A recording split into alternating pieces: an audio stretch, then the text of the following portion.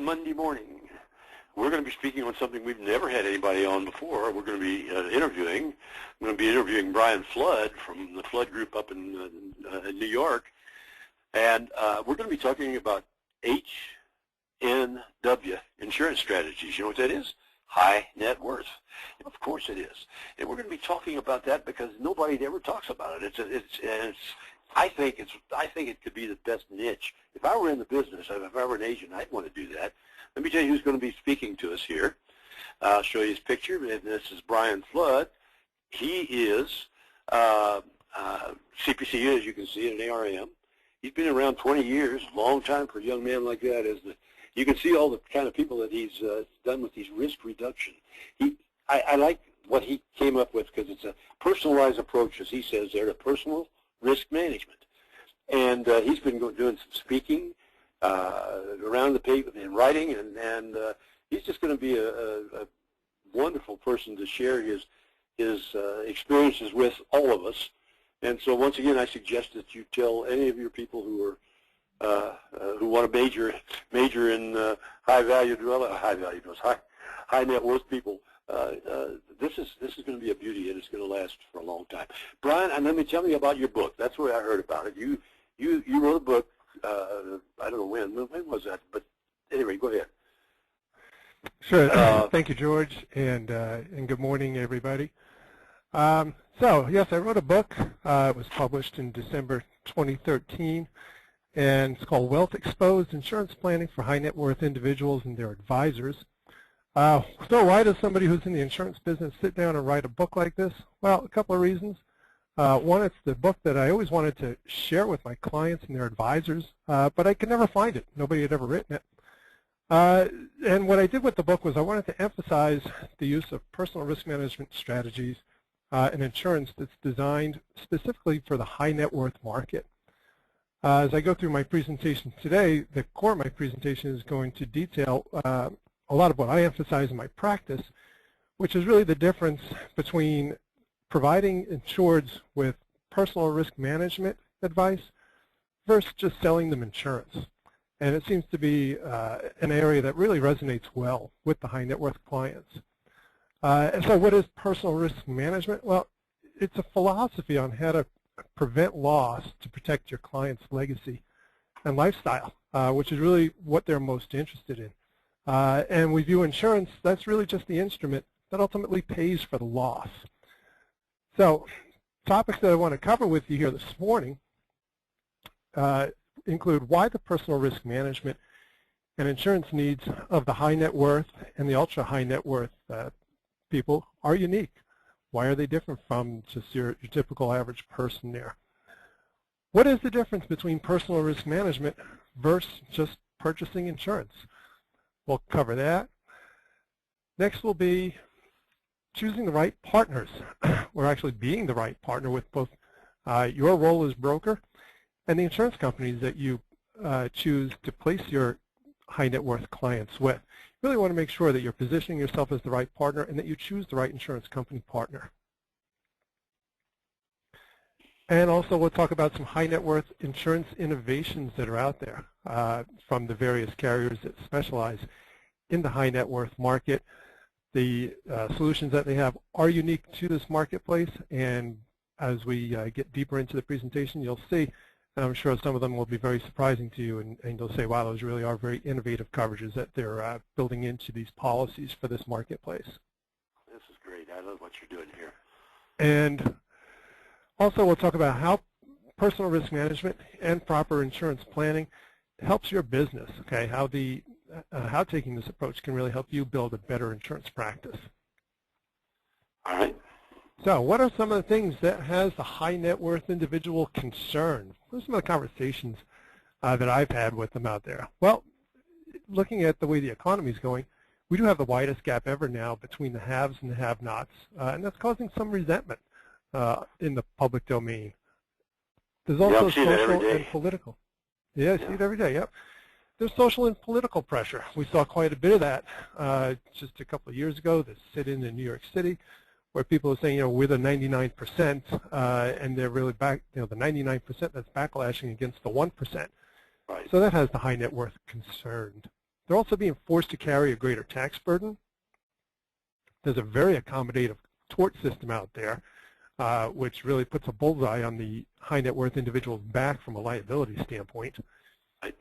And they're also finding that in this age of technology, it's more difficult for them to keep their private lives private, especially with everything going on with social media. Their wealth makes them a target of organized crime syndicates. Wow. Crime syndicates are out there. Yep, they're trying to figure out a way to tap into these people's bank accounts and steal money. And what we also notice is that when you're dealing with the high net worth, the ultra high net worth, they have a desire to keep unfortunate events that happen to them quiet. They don't want the bad public relations. They don't want the embarrassment. They don't want any more of their personal life exposed. So it's a very sensitive group when you work with them. So let's tell a little story here about a client of ours that currently has a claim situation that we're working on, and how the situation here is affecting them, especially as it being the high net worth individual they are.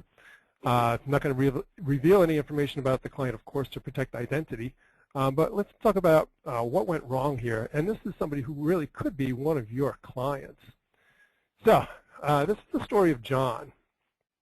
And John and his wife, they married young and lived some modest lives, both working. And then John decided to follow his dream of becoming an entrepreneur. They took all their savings and they built a company from scratch to over 1,000 employees in just over 10 years. Wow. His net worth ballooned to well over $30 million. Oh. John and his wife, they have 3 children, yes, one of which is a son away at college with a car. So John's son, who has the car at college, drives to a party with his friends, mingles, has a few drinks, decides he's going to leave the party early. His friends want to stay, so what does John do? The son, he loans them the car and says to one of the friends, can you drive everybody else in my car home? I'm going to leave early and enjoy using my car. Well, the friends continue to party. They decide to take the car out for a joyride. And, of course, what happens when they go out for a joyride? Yes, they crash the car. Oh, unfortunately, 3 of the 4 people in the car die. Oh, God. Yeah, it's a tragic situation and just a tragic claim to have going on. But where we see the big worry with this is the fact that John has a lot of assets that attorneys, especially for those 3 families of the people that were killed, are going to be after. And they're going to look at John and they're going to say, well, he's a high-profile, very wealthy individual. He is a target, and this is a liability situation. It was his car. Granted, his son was not driving, but we're going to go after him because that vehicle is registered to him. So it's really a situation where I bring it up because, and I tell this story to share the story with you, because, again, this could be one of your clients that runs into a situation like this. And while you think his son is doing the right thing to prevent this type of loss from happening by not drinking and driving and giving the keys to somebody else, you don't know what somebody else is going to do with their property. And these situations, unfortunately, do happen. So let's talk about personal risk management, which is really kind of the thrust of our approach here in dealing with the high net worth and the ultra high net worth clients. And the first area that I'd like to talk about is their personal liability exposures, which we kind of touched on there with that story of John and what happened with his son driving the vehicle. So with the high net worth people, they are higher profile people. They do have a lot of worries, especially about family security. There could be kidnap and ransom issues. There's a lot of there's other issues that come along with being higher profile. Some of the ones that are highlighted here, the higher profile people have to worry about staff. They have drivers, they have housekeepers, they have nannies, personal assistants, they have captain and crew on their vessels, they have groundskeepers that are maintaining the grounds of their homes. So they have a lot of staffing issues that can bring liability exposures to them. We'll dive into some of that a little bit later in the presentation. I'm glad you took a picture of my house. I really appreciate that there. Yeah, that's a nice house you have there, George. Yeah, I would. And they also have You know that's not mine. I wish it were. Go ahead. Yeah, I wish it were too. Right? So they can also have significant assets that are exposed. And yes, they have cars, they have planes. And what we notice too with these folks is a lot of the personal activities they get involved in and their interests, their means, their wealth allow them to do things that are generally higher profile or even more risk than the average person has the ability to do. So it really becomes important when you're working with this high net worth market to understand that lifestyle of theirs and be able to ask them the right questions and really dig deep into what makes their lives work. And often when I meet with these clients for the first time, I sit with them and I say, look, this is not your typical insurance meeting. I said, I'm not here to take an inventory of all the things that you have and all of your policies. I'm here to learn about you. I'm here to learn about your lifestyle and all the things that make you tick, kind of from A to Z. I said, and from there, I can really start to design a personal risk management program for you. So from a liability standpoint, what makes a high net worth and the ultra high net worth individual such a target? Well, if we all remember, there was Willie Sutton, a very famous bank robber. And somebody once asked Willie Sutton, "Oh, Willie, why do you rob banks?" And what's the answer to that one, George? Because they're there. Yeah, no? because that's where the money is. Right. Thanks. So sure. Why do people want to go after high net worth, ultra high net worth individuals for lawsuits? Well, it's very simple. It's because that's where the money is. That's right. So in understanding this marketplace, you have to understand they do have quite a few personal liability exposures. Then there's the property exposures. And yes, with all that wealth, they have the ability to just buy lots and lots of stuff. So when we're working with the high net worth individuals, some of the issues that we find, they do have very complex home exposures. You start going into their homes and first off, they're very large homes. They have very sophisticated systems to run the homes. You need to design the insurance coverage around the needs of that caliber of home. And most times in these complex homes, these very fine homes they live in, they're decked out with the best of materials. They're putting the finest marble on the floors. They're bringing painters in from Italy and other European countries to paint frescoes on their ceilings. They're buying the most expensive chandeliers. So you really got to pay attention to these complex home exposures. We have clients that have in-home pools, full-size pools in their basement. They have basketball courts. They have saunas. They have movie theaters. Yeah, I mean, you name it. We've kind of seen it all in terms of the amazing things that people will put inside their homes. You know, like I said, from some of them even have bowling alleys. It's just incredible what money can buy. So you really need to understand their homes from that property exposure. Then with their automobiles, yes, they like to buy the finer automobiles. That often they'll have a fleet of automobiles, and they're going to need collector's coverage to protect these automobiles, especially the ones that are your older, more sought-after vehicles. Then jewelry, yes, they do tend to buy lots of jewelry and very expensive jewelry at that. And there the questioning becomes very important as to, well, how do you store this jewelry? When's the last time you had it appraised? All right, so you want to really dig in with them and review with them their jewelry exposures. And then with that wealth, they can buy lots of toys. And it's important to ask questions about the toys because on a homeowner's policy or an automobile policy, what I call the toys are often excluded or provided limited coverage. So you really need to find out what kind of toys they have so that you can script the right type of coverage for them or endorse their policies to make sure they're covered properly. And these toys include ATVs and snowmobiles and jet skis. We have one client who collects cranes, George. I mean, cranes, we're talking put up skyscraper size. Yeah, why cranes. would you collect a crane? I mean, that's out of my, I can't imagine. Yeah, no, he's got a dozen of them on his estate in upstate New York. Yeah. Well, I want to tell you, some of that, even the more you're talking here, the more I realize some of these premiums must be huge. I guess they are. Premium, yes, the premiums can get very large, and it's interesting that you bring it up from a premium perspective, because one of the things that we have found is that often we see people, when we go in and we're working on a new account, where it seems the people that were working on the account prior to us were really focused just on squeezing price and getting the lowest price for the insured. A lot of times what we notice with this buyer, they're a sophisticated buyer and they are very risk conscious, and they're very aware of their status and what they have to protect.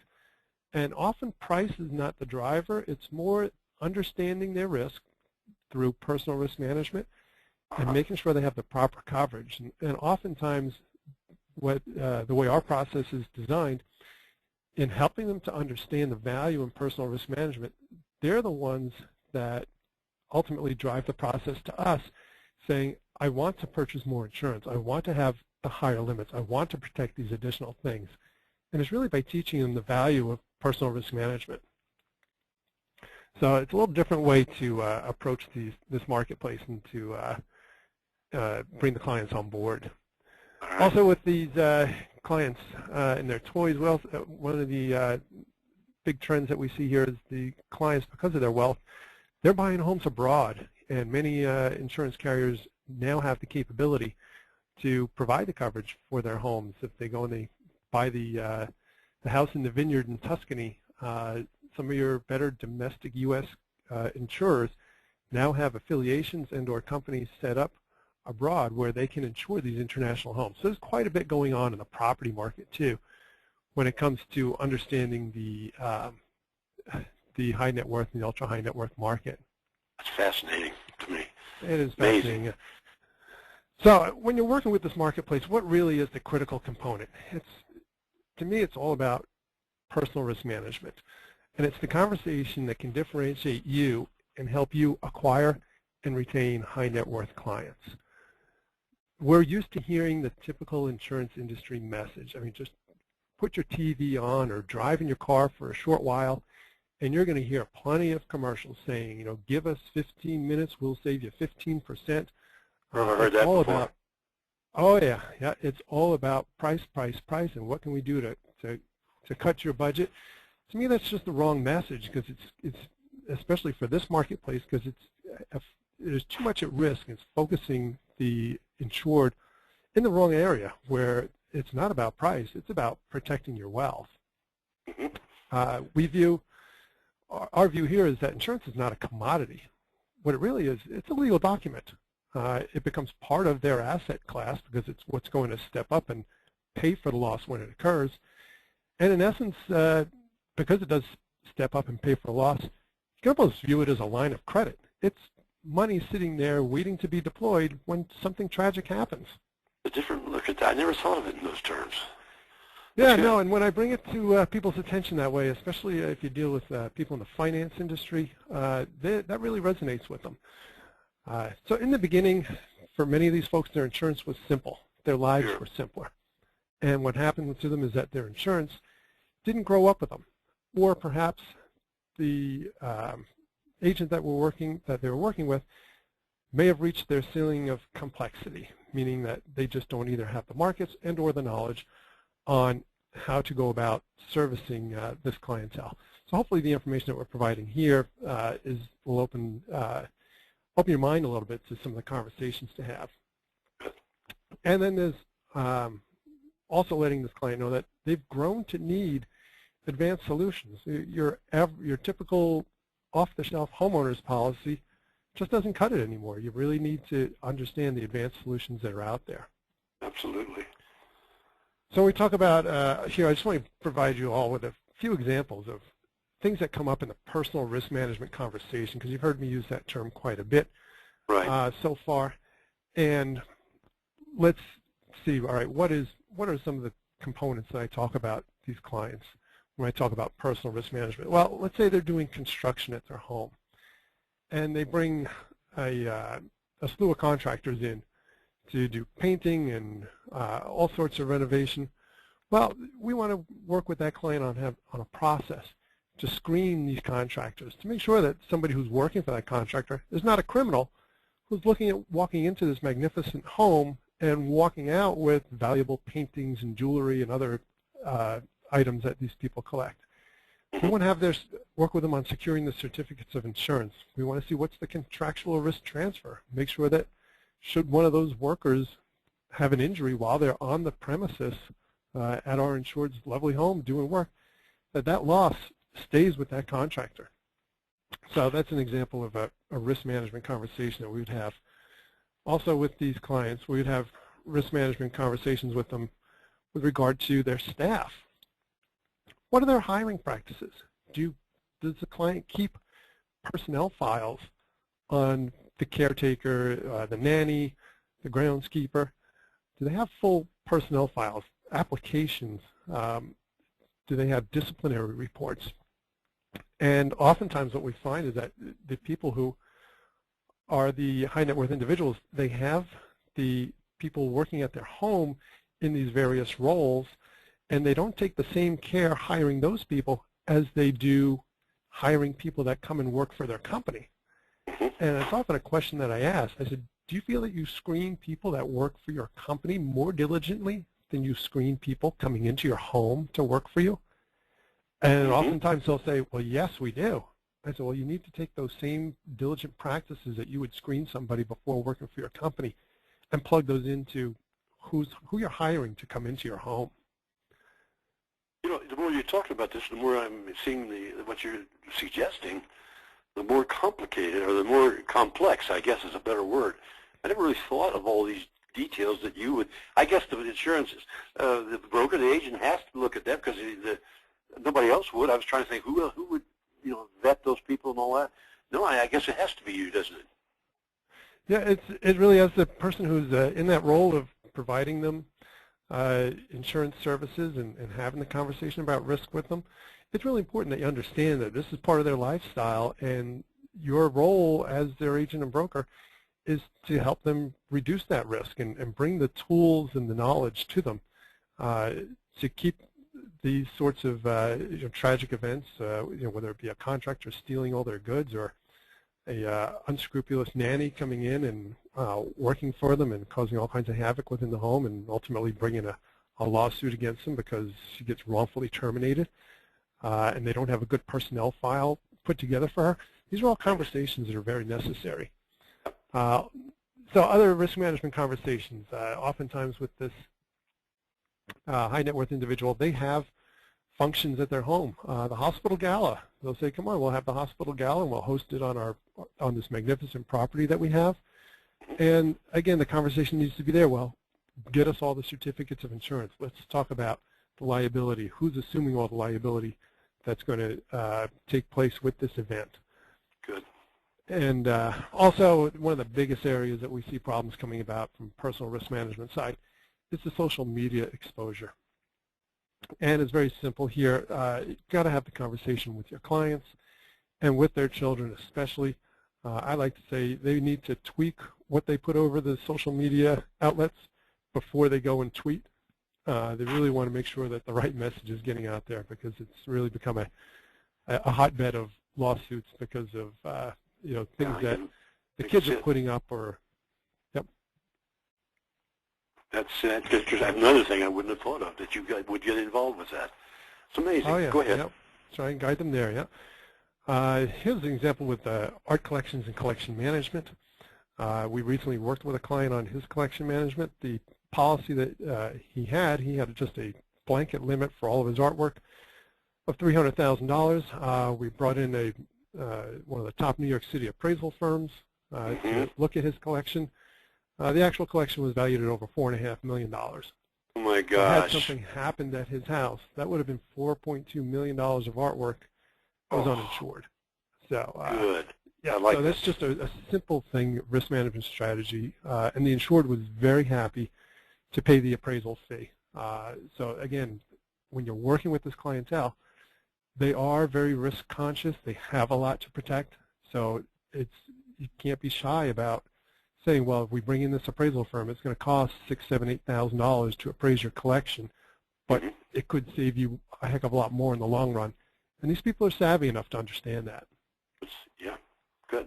Then we have Family security and cybersecurity planning, you really need to have the conversation with them so that they lock down their identity and let them know about the various tools that are out there from the different credit companies, whether it be Equifax or TransUnion. They have some great services that your clients can take advantage of to lock down their identities. And you want to make them aware of it and see that they get themselves signed on to it.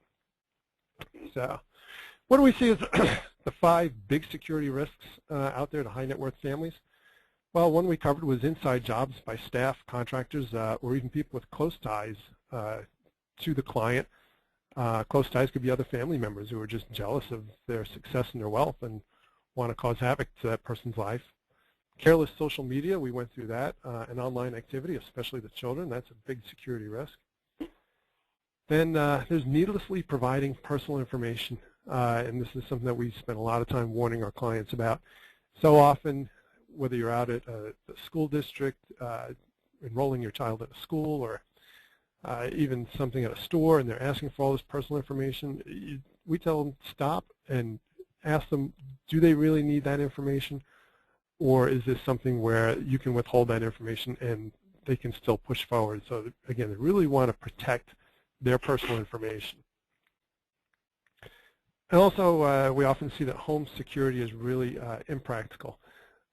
And when I say impractical, somebody who lives on a nice estate, they may have alarm systems on the house itself, but they have no perimeter security set up.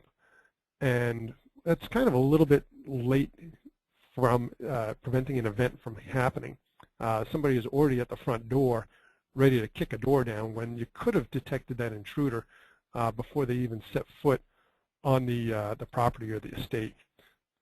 So that's one of the things that we would look for.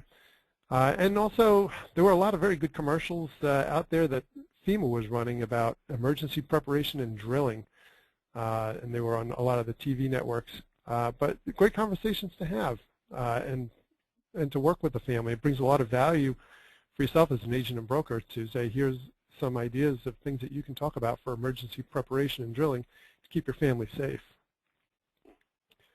So what it really boils down to here is positioning yourself as the right partner to work with the high net worth and the ultra high net worth clients. And with your role as a broker and being that right partner, you want to be in on their trusted advisor meetings. Here you're sitting down with their CPA, with their family office manager, with their wealth manager, with the trust and estate attorney, and you're at the table discussing important ideas to protect that family. You're also a high net worth lifestyle resource. A lot of the discussions that we have with our clients are not about insurance product. They're just about resources that we have that help make their life a little bit easier and a little bit better. And a quick example of that was we had a resource for a trained and insured professional driver to take a very wealthy client's mother and father around who were up in their 90s at this point, and they didn't want them driving the cars anymore. So we were able to help link them up with a resource to provide a professional and insured driver, and they were very, very happy with it. So sometimes it's just being that resource.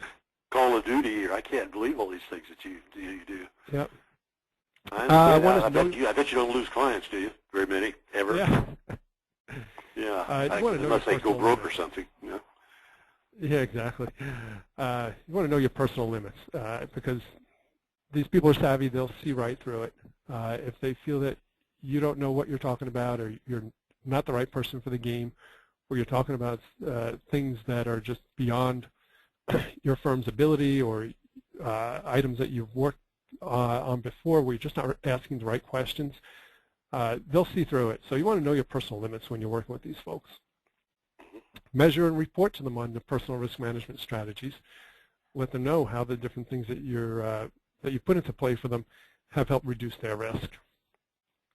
And within your organization, have a high net worth personal risk management process in place, and one that everybody knows about, so that you can walk the client through the various stages of things they need to do and make the client aware of the resources that you do have available to you. Then you also have the right partner with the insurance company. And here really you're letting the client know that this is rather than dealing with an 800 number where you're going to call up and get it for less money in a very short period of time, you're working with specialists here that really understand you and understand your needs. That there's knowledge and experience with these insurance carriers in the high net worth and the ultra high net worth space. That these insurance carriers that you're going to present to them, they have a high net worth product portfolio with a broad array of products designed specifically to meet the unique needs of the high net worth individual. And with these insurance carriers, it's all about service, and can't say that enough. These high net worth, ultra high net worth clients, when it comes claim time, these companies really do know how to bend over backwards and bring out the white glove treatment for them and make the claim process very, very smooth and efficient for these clients, which is what they expect for the premiums they're paying. Sure they do. Yep. And there's outside the box thinking. We've worked with these underwriters and with the various carriers that specialize in the high net worth market and brought them some very unique situations, such as a client who likes to collect construction cranes that put up high rises, and they were able to bring us a solution for it, which was really fantastic and helped us secure a client. And these insurance carriers, as I mentioned earlier, they have the global reach. For the clients that are purchasing their homes overseas or even have cars and other items abroad, they have the global reach to service these clients. This is a list of some various specialty services that are available for the high net worth client. Wow, look at the links of that thing. And, yeah, and I mean, there's some great things here that the insurance carriers have access to and can help provide these clients. So a lot of good resource, and this is again, these resources, you want to let the client know about them because this is the value that they're purchasing when they're working with you.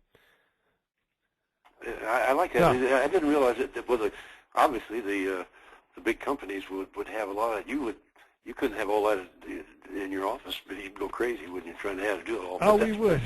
We would go crazy, right? And so we have the services that we know that we can provide and relationships that we can bring to the table with various specialties. But these carriers that specialize in the space, they really do have some an even broader array of contacts. I'm glad to hear that. So there are some insurance innovations that are available exclusively for the high net worth, like putting multiple homes on a single policy, which comes in real handy, especially when some of the families we work with, we've had upwards of 18 or 20 homes. Oh my golly, have one policy. All on a single account. Yeah, why somebody needs that many homes, I could never figure out, but they have that many homes. That was his, again, yeah. Well, you're international. No, I just saying it's not that's his problem to have those 18 homes. What in the world would he do? Yeah, exactly. Yeah. There's the ability to go international, which is great. Equipment breakdown, as I mentioned earlier, these homes, especially some of the larger homes, have very sophisticated systems that are running them from the heating and cooling equipment to the smart homes that where they can access them from anywhere and turn lights on and turn stereos on. And, other mechanical machinery that's with their indoor pools and bowling alleys that need to be covered. So these carriers have the ability to provide equipment breakdown. As I showed before, some of the lifestyle services on that prior screen that they're able to offer to the clients. Some of the carriers even provide some pretty healthy limits to cover these clients for fraud, embezzlement, and forgery, which is a nice, unique endorsement to put on there. And also traumatic event response coverage, which I think is terrific. One of your wealthy clients does have an intruder come into their home. That's a very traumatic event for the family and could have an impact not only on the homeowner but also the children. Got it. So, one last thing here, and this is how can the right insurance relationships help your business? How can positioning yourself correctly as the insurance broker and with the right insurance carrier help your business in this high net worth market? Several ways. One, it's a wonderful market to work in. It pulls you out of that commodity game, which is a nice game to be out of. Most of the people that you get to work with are savvy, sophisticated, and very professional people to work with. So there are some real nice benefits to it, and it can also help grow your bottom line in terms of adding revenue to your business. So let's weave it all together for you. The high net worth and the ultra high net worth, yes, they do have personal risk management and insurance needs that are unique. And the conversation really needs to be about personal risk management, as it is a critical component of protecting their wealth. And it's a discipline that, as an agent and broker, it's definitely worth knowing. Choose your partners carefully, especially with these very affluent clients. You want to make sure you place them with the right insurance carriers. And that the insurance companies are innovating to keep pace with these high net worth lifestyles and the exposures. And last is personal risk management planning and using personal risk management as your approach. A, it's very good for your client, and B, it can help your business acquire and retain more high net worth and ultra high net worth clients. With that, I say thank you. Do you have a situation in your agency that, or a form of doing business where you have a constant contact with these people during the year? I mean, is there I'm sure you do annual reviews and all that, because personal risk management would, but what about during the rest of the year? Do you contact them, or is it, how do you keep in touch? Right. Some of the people, just because of who they are, we only get to see them once a year. And other people, most of the time, during the rest of the year, we're working with their personal assistant, the personal secretary, we're working with their business manager, so that in terms of actually sitting with the family, they know that they need to sit with us once a year. We have a system of following up and getting in front of them. They are all provided with our cell phones and our emails. I've taken many calls over the weekends and while I'm on vacation from various people that need assistance. So we make sure that they understand that they have full access to us all the time. And it's really my guess is that that the people who do this give you referrals too. My guess is that correct? I bet you get a lot of referrals, don't you?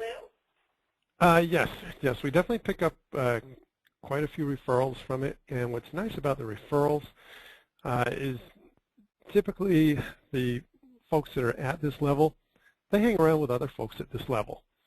So, you know, one very wealthy person tends to introduce you to another very wealthy person, especially when they see the value in the process that you're delivering to them, and you're going in with an approach that really helps them mitigate their risk and plug some unique risk management tools into their lifestyle that they didn't previously have. It becomes a cocktail party conversation for them. They wind up telling their neighbor or telling their coworker, hey, you know, I was working with these folks and they really put some great processes in place for the construction work that's going on at my home that I'd never thought of, and it is really going to keep myself out of danger of a potential liability suit. And that's how the referrals tend to happen, by plugging in those services to them. You've got this book, Wealth Exposed, and I'm sure a lot of people listening to us over the coming years will want to get that. How can they get that book?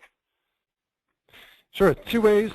One, the book is on Amazon.com and also BarnesandNoble.com, and I believe it also can be an electronic version through Kindle.